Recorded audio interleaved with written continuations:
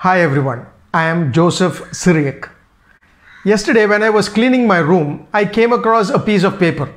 It was an old newspaper, but a headline in that caught my attention because I had never heard of such a thing before. The headline was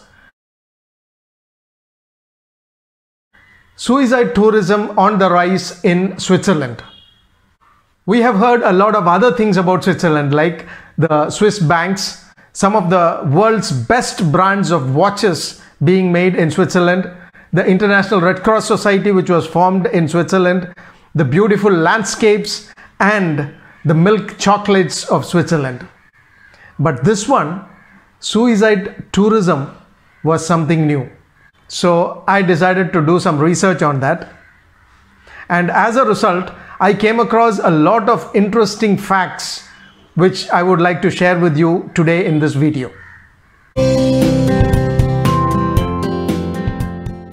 What is meant by suicide tourism? There are certain people who are terminally ill with no hope of recovery and suffering from great pain who decide to end their own lives. But that is not legally permitted in most of the countries.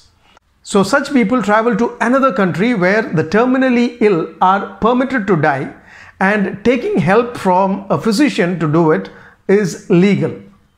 One such country is Switzerland, and the right-wing politicians of Switzerland who constantly criticize the act of helping foreigners commit suicide in their country have branded it as suicide tourism. Why do people prefer Switzerland to end their lives while there are many other countries which have legalized it? There are two reasons. The first is that most of the countries which have legalized it have allowed it only for their own citizens. So people from other countries are not allowed. The second reason is that in most of the countries there are very strict conditions to be met. Like if a person wants to end his life, he should be having a terminal illness which is incurable, and at the same time he should be undergoing unbearable suffering or pain. But there are no such conditions in Switzerland.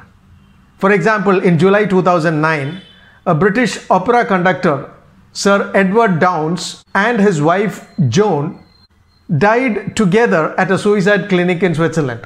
Sir Edward Downes was not terminally ill, but his wife was diagnosed with cancer.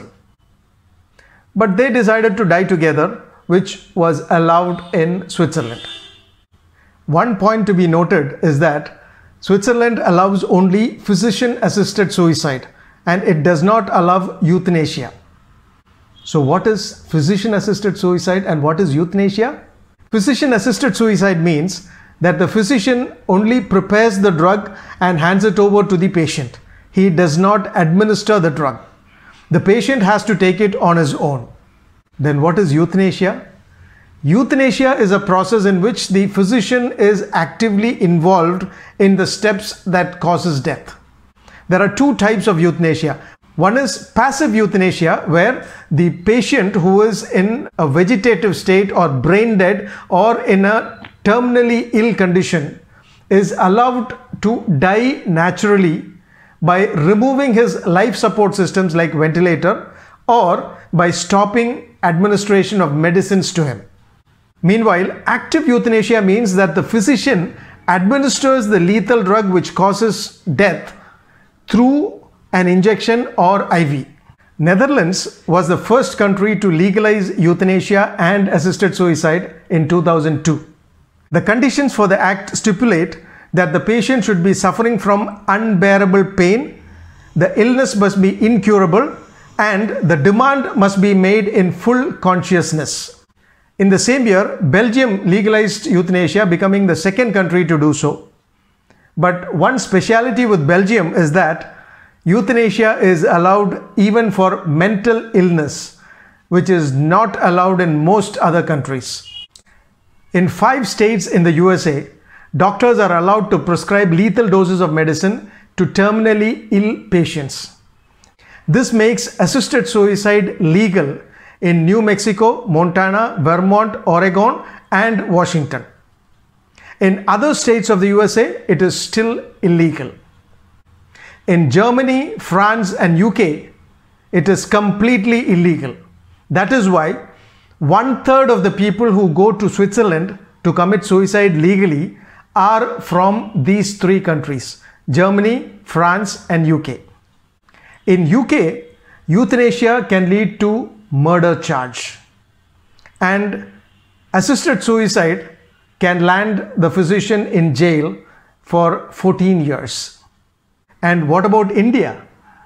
Till this day, India does not have a law regarding assisted death or euthanasia. But there is a Supreme Court judgment which says that under specific circumstances, passive euthanasia can be permitted. And it also lays down a lot of guidelines for it. And till a new law is enacted by the Parliament, this Supreme Court judgment is considered as the law regarding this issue. Now let us examine the background of this Supreme Court judgment. Aruna Shanbhag was a nurse at the King Edward Memorial Hospital in Mumbai. On 27th November 1973, she was strangled using a chain by a sweeper of the same hospital, and as a result, she slipped into a coma. The hospital took responsibility of her treatment and care, and she remained in coma for years together. After seeing her in coma for 36 years, in 2009, her friend Pinky Virani filed a petition in the Supreme Court asking permission to discontinue her life support systems. But in March 2011, Supreme Court rejected the petition. And later, the issue of euthanasia was left to a 5-member constitution bench of the Supreme Court.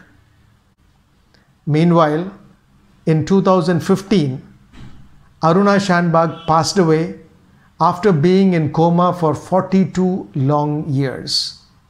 Later, in 2018, the 5-member Constitution Bench of the Supreme Court, headed by the Chief Justice of India, legalized passive euthanasia under strict guidelines that the patient should either be incurable or should be in a vegetative state.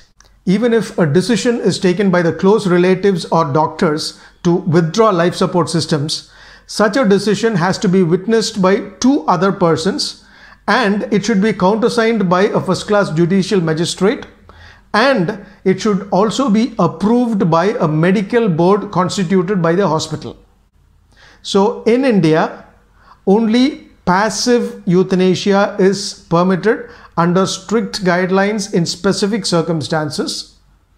The 2 other forms, that is active euthanasia and assisted death, is not permitted in India. I hope that this video has been interesting to you in terms of learning something new. And if you liked it,